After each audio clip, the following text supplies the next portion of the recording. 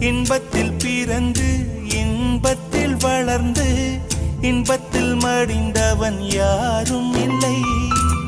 துன்பத்தில் பிறந்து துன்பத்தில் வளர்ந்து துன்பத்தில் முடிந்தவன் யாரும் இல்லை.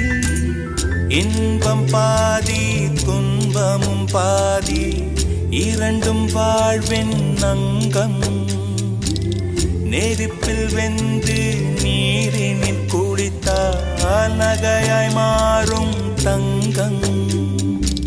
தோல்வியும் கொஞ்சம் வேண்டுமடி, வெற்றிக்கு அதுவே எணியடி.